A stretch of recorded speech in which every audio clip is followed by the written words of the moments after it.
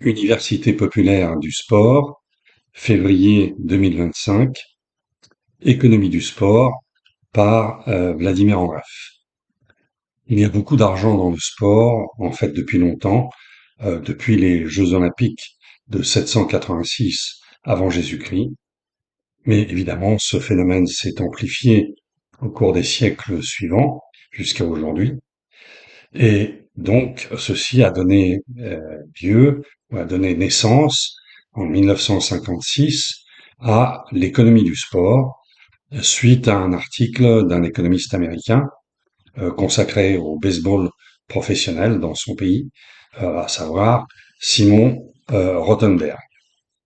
Depuis l'article de Rothenberg, il a été publié environ 5000 titres d'articles et de livres en économie du sport.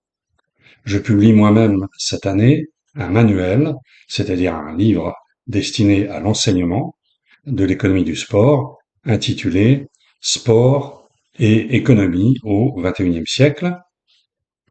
Il va bientôt paraître, il contient 400 pages, 10 chapitres, et il s'appuie sur la littérature internationale en la matière.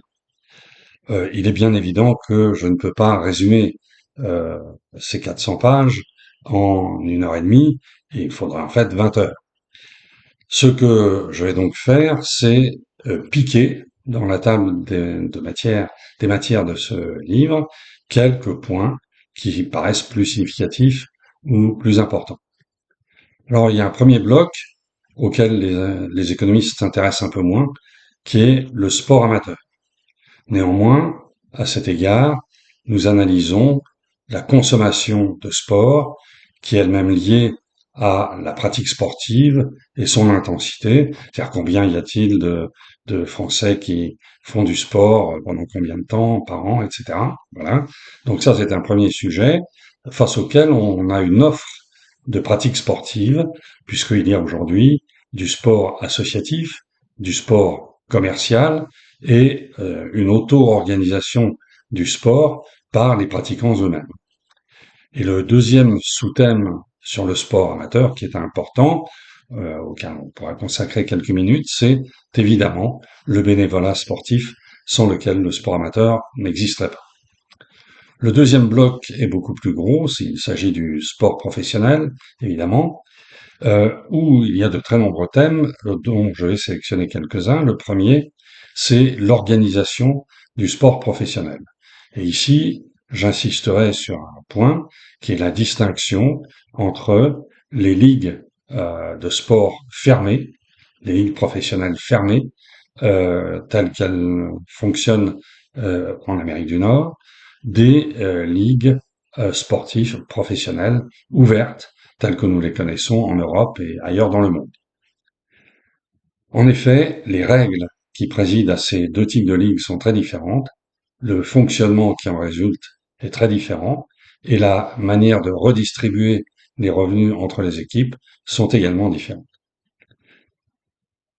Vient ensuite la question du financement du sport professionnel. À cet égard, il y a plusieurs modèles de financement.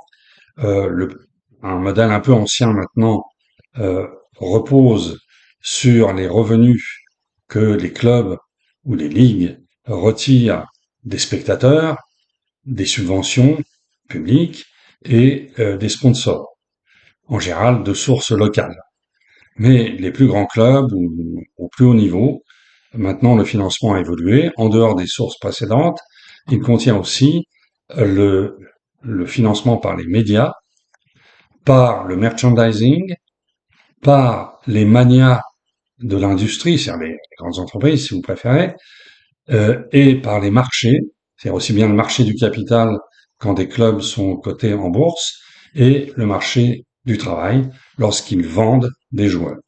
Et en général, cette activité est aujourd'hui globale ou mondiale. On appelle donc le MMMMG. Voilà. Il faudra terminer ces points-là par quelque chose d'important. Dans les ligues ouvertes en particulier, beaucoup de clubs sont en déficit et donc sont endettés et évidemment les économistes savent expliquer pourquoi. Le dernier thème sur le blog sport professionnel concerne les marchés du sport. Là, ils sont tellement nombreux que je me bornerai à les énoncer.